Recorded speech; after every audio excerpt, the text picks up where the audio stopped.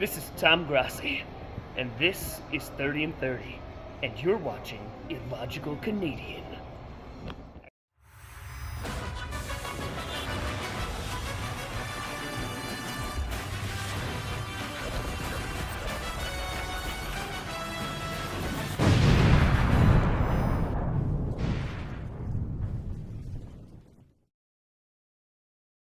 "14 teams entered this playoff. 14, but only 2 remain. I'm Illogical Canadian. Welcome back to the Amateur's Guide. It is Super Bowl time in the NFL, so why not do it any other way than by looking at all the teams that were in it, but lost. Because that's how we always do it here. To think that 12 teams couldn't get fucking shit done, whereas only 2 made it to the final battle. Let's look at the following, because I think it's time we do our respects.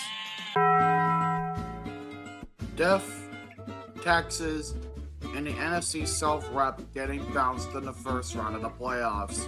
It's a tale as old as time, really. Let's really think about it. The Rams dominated all game. The scoreboard may tell you it was close, yes, but the way that each side played, the Panthers got fucking bulldozed out there. Failed drive after failed drive after failed drive. It just wasn't working. The first half was just all Rams. They seemed to fucking come out, and they came out fucking guns a-blazing. The Panthers just didn't have an answer until the second quarter, where they actually managed to make it somewhat close. But then the second half happened, where the third quarter was just basically a continuation of the beatdown from the Rams and an attempted comeback in the fourth, which did have the Panthers in the lead. Hopefully they won't choke this one, right? Stafford going towards the end zone. Parkinson! What a catch! And a touchdown! Oh, you just let Parkinson take that in? What a fucking shocker. The Panthers punched themselves in the dick. I swear to God, I didn't think Panthers were Mariners fans, but I guess we are now. Carolina, as good a performance as you put on, there is still a lot of flaws with that team. You're gonna need more than just Coker and McMillan. I'm damn sure telling you that right now. Although you are getting closer by the day. Whether that be a good thing or not, I don't know. Maybe in a couple of years' time, we could talk a potential deeper run. But for right now, there's not really much to warrant that. Not really much reason to give that any sort of light. Because at the end of the day, the Rams smacked you. And they smacked you good. It's kind of like Will Smith at the Oscars. Take your shot, and you best not miss. And unfortunately, the Panthers missed several times. Packers. Oh, for fuck's sake, Packers, you kill me. 21-3. Okay? Let me preface something here.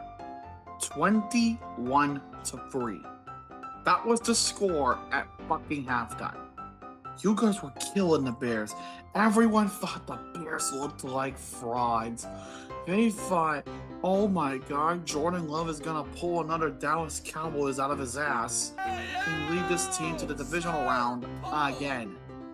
Little did we know, no, in fact, they wouldn't.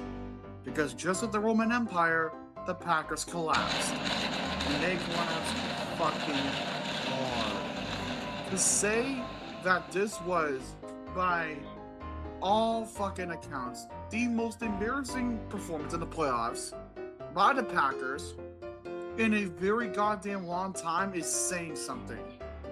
You don't, in any fucking sense of the measure, choke a lead to your biggest fucking rival in the goddamn playoffs. This is just a goddamn testament to everything you worked on. So, you're out of the playoffs and you're embarrassed.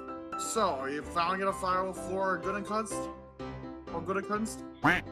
No, you're gonna give them all extensions. Well, Packers, I hate to tell you this, but you are severely fucked.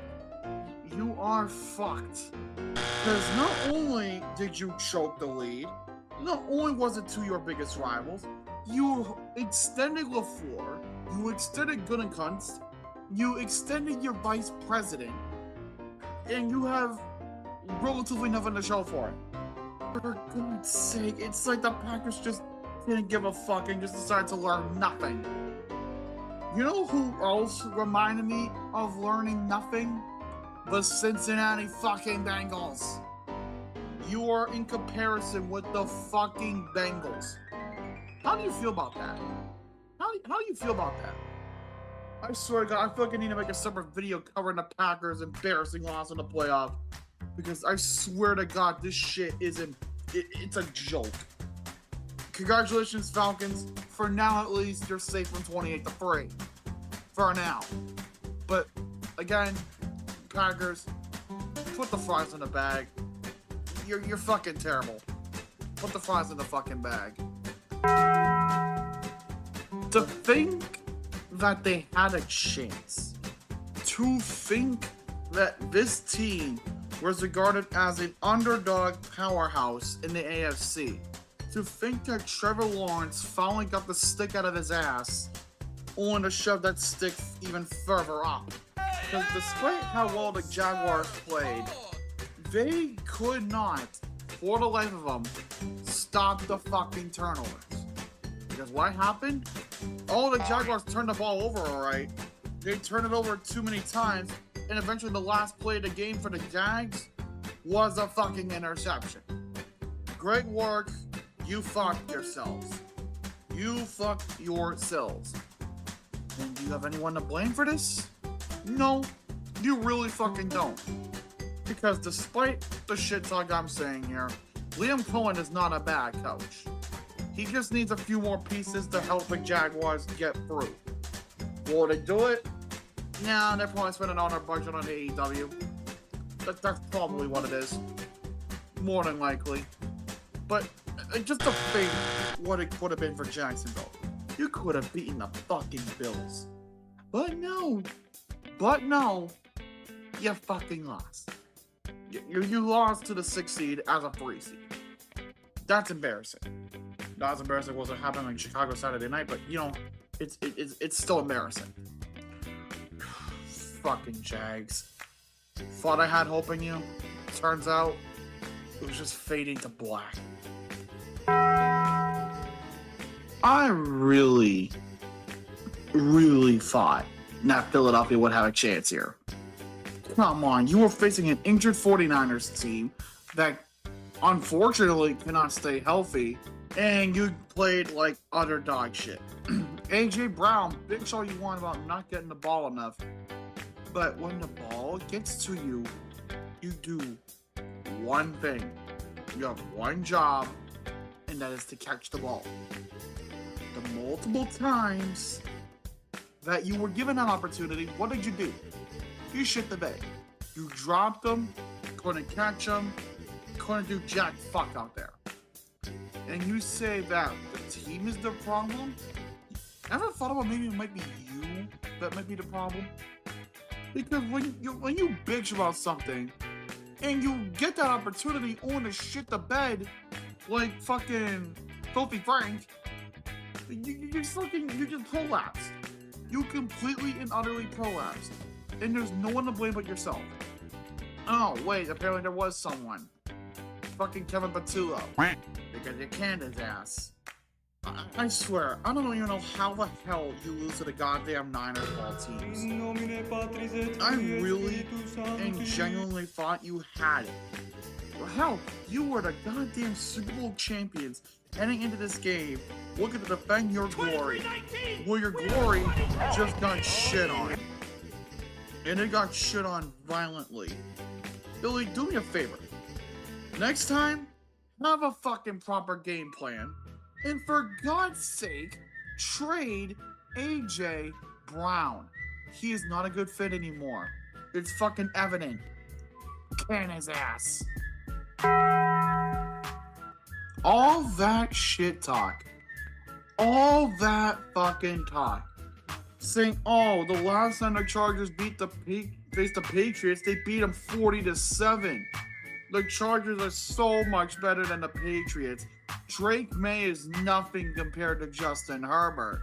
Oh, no. We are the best team in the NFL. Does the best team in the NFL get held to only a fucking field goal in a game that had one touchdown? No. I think you're just blowing smoke up your own asses. Chargers, let me put this blatantly clear to you. You're fucking screwed. Yes, you have a good core, but you can't do fucking shit with it. You need to get rid of Greg Roman. Why? Ask Ravens fans. They'll fucking gladly tell you why. They fucking hated Greg Roman when he was a Raven, and you're feeling the same goddamn thing right now. Playoff disappointment after playoff disappointment. Why? Because your offense can't do dick. You just ran in a brick wall, and hell, you've been bent backwards so much the fucking iPhone charger is now broken. Good job, Chargers. I can't charge anything now. Fuck you. And also fuck Spanos, because, well, these Spanos can shove a pike up his ass. And hopefully, maybe the Chargers will get somewhere, but I doubt it. Wait, Jesse Minter's gonna be gone. What do you mean he's looking for NFL head coaching jobs? Well, Chargers, you're fucked. Prepare to get your asses kicked in the AFC West for years to come. Come on, why the fuck does anyone take this team seriously? Why, hello everyone. My name is Casey from the Red Rubber Duckman All Sports Network. I'm taking over this bit because, oh boy, this Pittsburgh Steelers team is going to become the Cleveland Browns faster than you could say my name is Cleveland Brown. This Pittsburgh Steelers team, this last decade, has just been a complete embarrassment of a franchise. Days of our Steelers, does this sound like a healthy organization to you? Have you seen what's happened over the last few years and change? This organization wastes so much talent. And this wildcard game against Houston was no freaking different. Like, the most expensive defense in football. They haven't played like that the whole damn season. And here they are. They produced 3 turnovers, including one by Brandon Echols, who's turned into Mike Mitchell without all the big hits. That's right. I compare Brandon Echols to frickin' Mike Mitchell. He may be less of a dirty player, but just like Mike Mitchell, he's been getting burned for 25 yards a frickin' play. And all of that is going to lead to one grumpy superstar in TJ Watt. Heck, I'm surprised he hasn't turned into DeMarcus Cousins and went out for a ring chase. It's amazing. 9 years and he's still loyal to the Pittsburgh Steelers. But look at what loyalty is getting him. 0 playoff wins. And yes, the defense performed, but like I said, you're only as good as your weakest link. And for them, and for the Steelers, the offense couldn't do jack nor shit with any of the turnovers. But all the fourth quarter turnovers that we committed, Houston took advantage of. They ate so many turnovers that Arby's might go out of business. It's absolutely ridiculous that the Pittsburgh Steelers have done nothing but coast on high-end talent, and we get 0 playoff wins to show for it. You know who has a brighter future? Cleveland. Yes, they fired their head coach, but guess what? They have so much talent on defense. And Shedeur Sanders? Yeah, we laughed at him when he slid all the way down to the 5th round. But he's already looked better and better as the season went along. What has this offense done? Nothing. Mike Tomlin is now gone. In fact, he didn't retire or let his contract conveniently expire. He stepped down. The players may not like it, but if you've been hearing all the cries for all the past 10 years and change, nothing has gotten done. 7 straight losses in the playoffs. You know who you're tied with? Marvin Lewis. One of the biggest jokes that Pittsburgh has ever told, and now it's come back to bite them in the ass. Hard and sideways. And now, it's time for Pittsburgh to do a full-scale rebuild. Wait. You're hiring Mike McCarthy? Yep, the 9-8 train's still on schedule. Buffalo. What the fuck was that? You mean to fucking tell me that despite having Josh goddamn Allen and James fucking Cook on your goddamn offense, Sonny Milano and Terrell Bernard on your goddamn defense, and you still can't do a fucking thing? Jesus Christ, Josh Allen was picking turnovers. I thought it was Jamie Oliver with his fucking chili jam. Jesus fucking Christ, Buffalo, you can't keep doing this shit. I swear, the more and more you try to fucking get anywhere in the playoffs, the more and more you shit the bed. Do you want to know the saddest part about this? There was no Cincinnati. There was no Baltimore. There was no Kansas City in the playoffs at all. And you know what? You still fucked it. Jesus fucking Christ. This organization is a fucking joke. It's a fucking joke.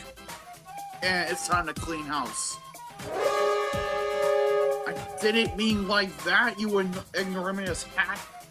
I didn't think you'd actually fire Sean McFucking-Dermott. Alright, that's a step. Now you gotta get rid of Brandon Beane. You're keeping Brandon Beane. Have you learned fucking nothing? And Terry Pegula was going on record as to saying that the Bills have hit a playoff wall. The first fucking time Terry Pegula has ever been agreeable in any sort of the fucking sense. Jesus Christ. Well, Broncos, at least you kicked their asses. Oh no, there's a man down. What do you mean Bo Nix got hurt? God fucking damn it. And just when an epic matchup was supposed to go down too. God, the football gods really do hate us. And they also really hate Buffalo for some reason because they can't stop breaking tables. Like the fucking Dudley boys back in the WWF. There, I said it. It seems that injuries have finally caught up to you. Not that I wanted it to, but it seems like they finally did. All those injuries you've had all year long, and you got fucking decimated by Seattle. Actually, I don't even think decimated is even the right word anymore. I think the only proper way to describe this, 3 words. Belt to ass. They beat the ever-loving fuck out of you. That you had no chance in this game. None. You were out of it by the first fucking half. Let's be honest with ourselves. You are not winning that game. I mean, when you lose George Kittle the week before, and you lose Christian McCaffrey in this game, yeah, it's safe to say that you're fucked. As unfortunate as it is, and tragic as it is, the Niners had a great year, but shit the bed when it really mattered the most. And this time it wasn't even their fault. And you lose solid to Tennessee. Well, hope your defense can get better with a new coordinator. Because the last time they were somewhat decent without Saleh. Oh boy. I think it might have been the Super Bowl run against the goddamn Ravens. That's how long ago we're talking here. San Fran, you better be ready. Because you might be in some deep shit ahead. New England doesn't want to face Houston. Houston has one of the top defenses in the league. Houston's going to fucking decimate New England. CJ Stroud? He is odds on better than Drake May. Well, kids, what did we learn today? We learned that until the game is over, you shut your fucking mouth. Because this is what happens when you shit talk. the Texans, as well as they played, to their credit, were out fucking played. And you can thank CJ Stroud for that. 4 interceptions in the first fucking half, one of them being a pick 6. The Houston offense not generating any sort of fucking offense whatsoever. The defense being Swiss cheese on multiple occasions. I mean, yeah, sure, they may fumble, but even still, you let 28 points up, and you yourselves only got 16. Was that really any fucking way to show your supremacy? Look, you want to show supremacy? Let me show you stats. 0-7 in divisional play. You're fucking sucked. You suck. You're just outright shit. Now, I don't know if it's the succubus demanding more for the Houston Astros 2 World Series, but one can assume that, yeah, they are still paying for that, huh? They are still fucking paying for that goddamn World Series. God damn, it's like it's never enough for this fucking succubus, I swear to God. Houston, word of advice. Only talk shit when the clock hits zeros and you officially won the game. Now, to quote Big Papi, the Texans lose. See you in Cancun. Caleb Williams may be good, but he can only be so good. I don't know if he's trying to become the NFC version of Josh Allen or if it was just a bad night. I can't even begin to speculate. It was a decent game. It's not like Chicago didn't try or anything. They just could not get the fucking job done. It didn't help that, fucking Caleb Williams just kept throwing picks like it was a fucking Jameis Winston bake sale. But now we're just living a dilemma of what could have been with Chicago. Chicago was in a damn prime spot to be a fucking Super Bowl contender for the first time in, 40 years? Literally 40 years to the fucking season, and you shit the bed. Jesus fucking Christ, listen, I know Portillo's is addicting, but it's time to live reality. The Bears aren't doing shit in Chicago.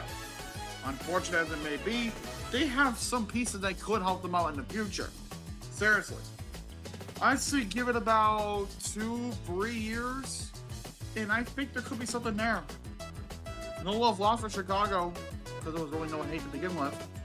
But you really need to fucking figure out what you want to be, and how you want to mold your organization. So far, for Ben Johnson, year 1, not bad at all. A divisional round appearance and winning the playoffs game against your most hated rival is definitely a way to make a name for yourself in Chicago. May there be many more seasons for you like this, Bears, but for now, you have to take this trip to Cancun, because that's really all you got. Hey, maybe Caleb Williams cannot throw a fucking interception in the most important part of the game. Because the Cancun Cup is really goddamn competitive this year. Very competitive, to say the least.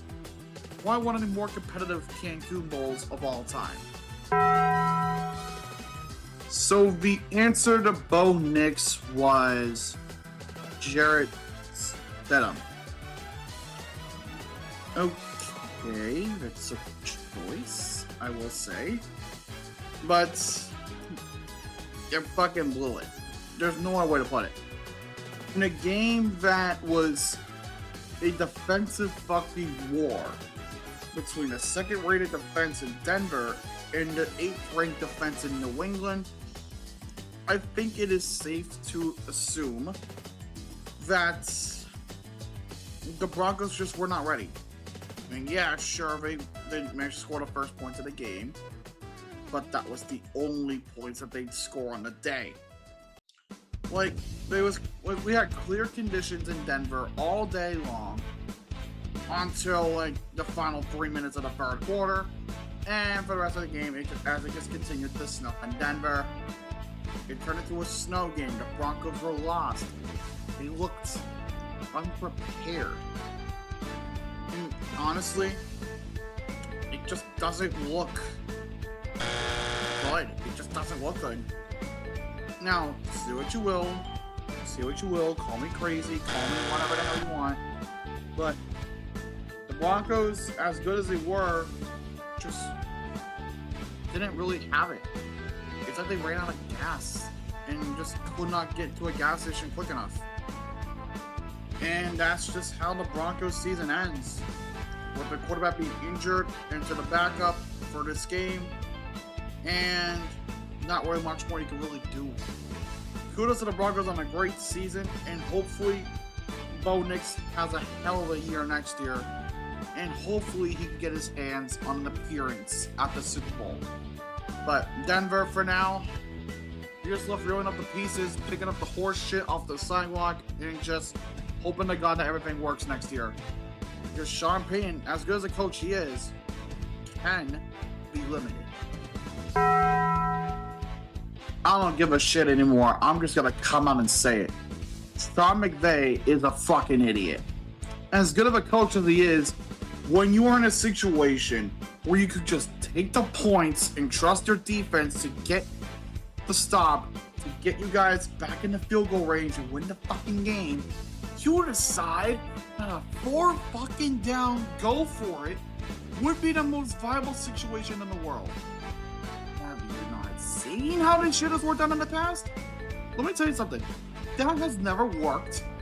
It did not work, and it will never work. Stop it. You are fooling yourself by being an idiot. What do you know? You are an idiot. They used all timeouts after the fact on the Seattle drive, which obviously, yeah, they punted, but you had no timeouts.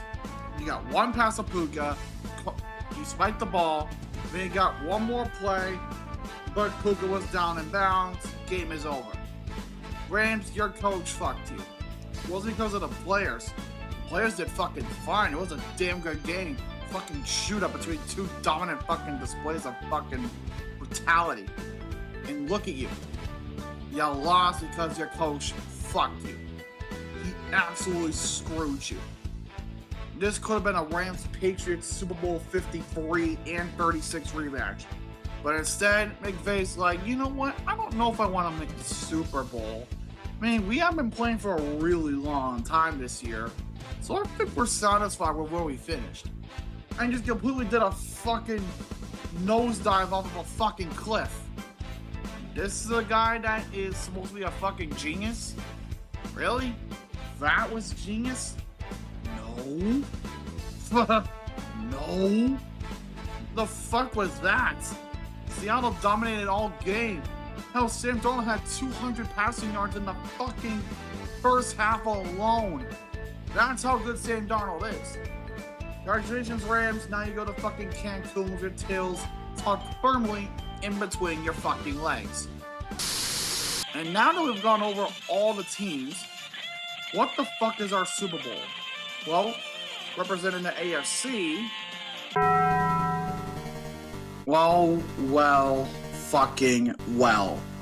This, I'll be honest, as a Patriots fan, I was not expecting this. I know I've heard all the shit all season long. Patriots had the weakest schedule in the league. They could not beat teams above 500. The Patriots are frauds. Patriots have to take out bullshit. What do you call these playoffs then? What do you call this playoff run? The Patriots have been fucking phenomenal. Beating the 5th-ranked defense in the Chargers, the 1st-ranked defense in the Texans, and lastly the 2nd-ranked defense in Denver. But yet, this was a fucking fraudulent run? Suck my fucking dick, you don't know ball. What I do know is this. Mike Vrabel's turnaround of this team has been fucking phenomenal. Vrabel has helped build this team and has basically given it new fucking life. I mean, obviously, the staff, honestly, Josh McDaniels being the offensive coordinator and Zach Core, the defensive coordinator, has seemed to work out very well. And so far, people seem to really love it. The offensive side of the ball, God, there are so many goddamn weapons on that side of the ball that are funny. But let's start with the most obvious. Drake May. Drake May has been a fucking phenomenal quarterback for this team. Yes, I know it's only his second season, but and I know people are like he has like jitters. He's only in fucking second year. He'll shake it off eventually. He shook it off, and he dominated. He had a damn good season, and in all honesty, Drake May could very well be MVP. You got your running back duo, Ramondre Stevenson and Travion Henderson, by far the most fucking tandem running back duo I've seen in a while. You know, not since Jahmyr Gibbs and David Montgomery, but that's beside the point. That is a duo that actually could be very, very scary in the future. Whether it be this season or not. That also depends if they Ramondre, you know, before free agency. Just saying. But other weapons on that fucking team. You got your receiver core. Matt Collins, Stephon Diggs, Kyle Williams making the odds-on appearance, and a few other guys that just happen to hit the rotation every now and again. But the two main other guys, Demario Douglas and Demario Douglas and Keyshawn Boutte. Your best tight end, Hunter fucking Henry. Yes, I know, people thought he peaked a while ago with the Chargers. That he did not. He seemed to have fucking found his groove and has been fucking working into a fucking T. Some notable guys on the offensive line being Will Campbell, Garrett Bradbury, and a few others. On the defensive side of the ball, things look very interesting. Christian Barmore's at defensive tackle, Robert Spillane, Brendan Schooler, Christian Gonzalez, Marcus Jones. It really is a sight to behold with this defense. Because they've shown they can fucking clog up coverage time and time again, and it's worked to a fucking T. And obviously that kicker, Andy Borgals. Say what you want about him missing the 2 kicks in Denver, but you gotta remember, one kick was from very fucking far away, and he didn't even traditionally kick it. He thought a punch kick would work, but whatever. And then the 40-yarder, you could argue it was because of the fucking snow and wind. Sure, fine, whatever. But let's not forget that this Patriots team has looked very goddamn good. And some people have even been comparing it to the goddamn old Patriots under Tom Brady and Bill Belichick. Do I think that's the case? No. But do I think it could? Give it a few years and then we'll talk about it. But who are the Patriots facing? For the NFC rep, we have... Well, Seattle. I guess I got my Super Bowl prediction correct. Both of them. Would you look at that? The Seattle Seahawks managed to fucking get into the Super Bowl for the first time since Super Bowl 49. Who did they face in the Super Bowl 49? The New England Patriots. Yeah, I know, it's weird. Just don't tell them about the ending of that game, though. And it's very obvious that Mike McDonald has done a great job with that team. Keeping that franchise in and out, and he has been such a fucking charm to watch. But what about the offense? Let's talk about that offense. You may have guys like Rashid Shaheed, who you just acquired at the deadline. JSN, who's been a fucking formidable wide receiver one for that team. The emergence of AJ Barner as a fucking strong suit tight end. Kenneth Walker, probably the most legitimate running back that Seattle has right now, because unfortunately Charbonnet got hurt. Eric Sauber, who has been known to make appearances from time to time, and a few other role models that just kind of come and go. But the biggest surprise on that offense, Sam fucking Darnold. He finally made it. He finally made it to a Super Bowl before the New York Jets could even make another playoff appearance. Fucking Christ. Sam Darnold really has come a long fucking way, hasn't he? For being a third overall pick in the 2018 draft by the Jets, when it didn't work out there, he went to Carolina. When it didn't pan out there, he went to the Niners. When it didn't work out there, he went to Minnesota. And Minnesota, when J.J. McCarthy got hurt, was Sam Darnold's time to shine. He fucking took that opportunity and ran with it. On a contract year. And the Vikings told him to walk. And then he found a new home. Seattle. And here he really fucking thrived. They were, by far, one of the best offenses the league has seen in a very long time. And I am giving full credit to that team because, my God, have to be fucking phenomenal.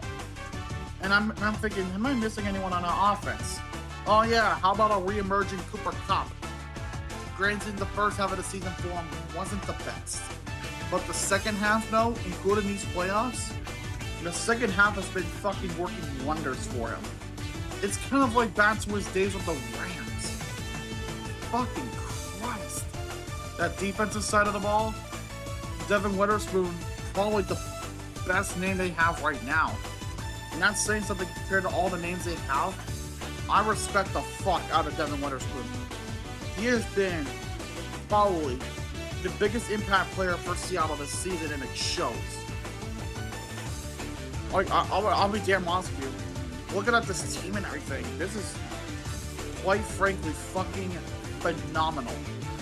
So names like Jalen Sundell or Tariq Woolen. I know people really hate Tariq Woolen, but he's turned out to be great.